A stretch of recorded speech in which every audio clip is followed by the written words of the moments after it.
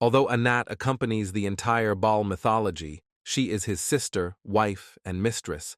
Anat shows a sharp and violent temper, and although she represents legitimate marriage and is called Anat the Orator, where Astarte represents pornographic sex. Despite all these qualities, Anat retains to the end her own power.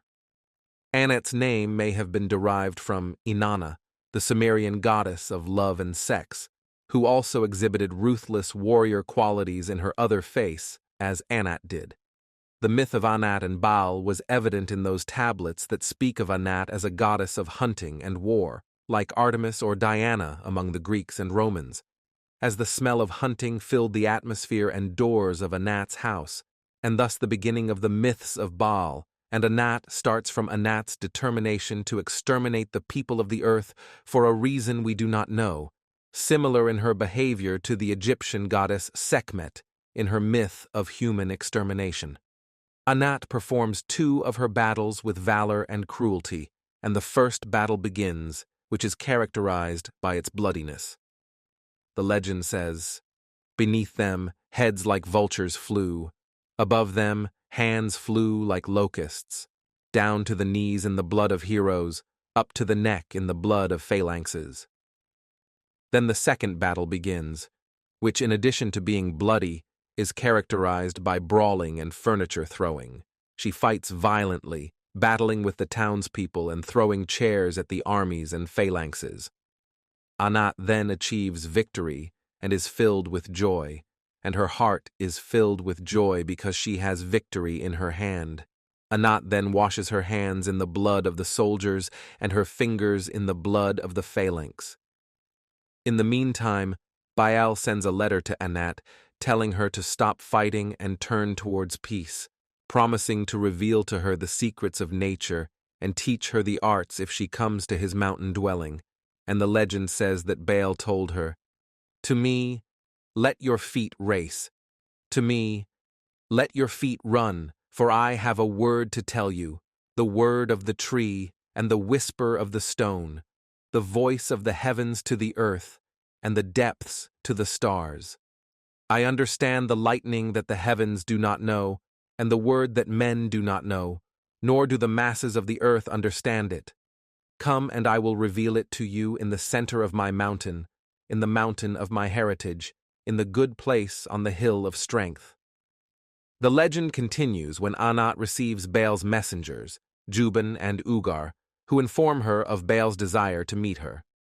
But she is first skeptical and then begins to recount her victories over Baal's enemies and her support for him against Yem, the river, the dragon, the crooked serpent, the 7-headed monster, Elzobab. She then accepts Baal's invitation and heads immediately to Mount Saphon, Baal's headquarters. She arrives at this mountain, and Baal honors her with a roasted bull and a fat slaughter, so she draws water and washes with the dew of the sky and the anointing of the earth. After Anat is baptized with nature mixed with the living blood that is the form of life, a direct ritual act based on human sacrifice, Baal invites her to reveal the secret of nature and its eternal fertilizing power, perhaps through sex, which is a natural cognitive pattern in the ancient world. In return, Baal asks her to intercede with her father, El, so that Baal can build the palace he wants, as he still inhabits Mount Saphon, but he needs to build a palace for him that is commensurate with his status and equal to the rest of the gods. Anat responds to Baal's request and assures him that she will do so, and reminds El that all the gods have palaces, and therefore a palace must be built for Baal. If El refuses, Anat will threaten to trample him like a sheep on the ground and make his hair drip with blood and his beard with blood.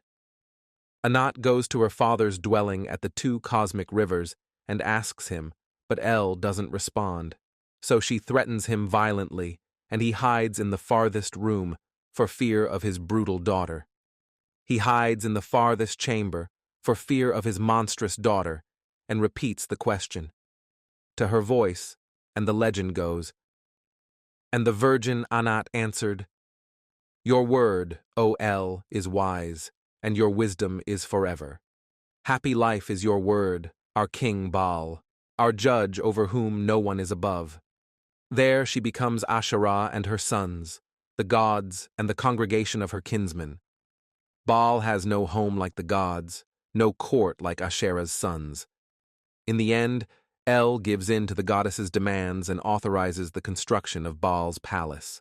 If we return to the Babylonian creation myth, we see that Marduk, after his victory over Tiamat, is crowned king over the gods, and immediately demands that a palace be built for him, which will be his pleasure house, and within it, he establishes the place of worship and the sacred chamber, so that he can confirm his kingship and receive the gods, and that the name of this palace is the name of Babylon itself, which means door of the gods, or the neighborhood of the gods. The gods thus convey El's orders to Kothar-wa-Khasis, the maker god, to build the palace for Baal. The Ugaritic texts state that Mount Saphon is the seat of Baal, and Kothar-wa-Khasis built him a palace on top of it, from where he managed the affairs of the world, and where his sister Anat buried him when the god Mot got him and killed him.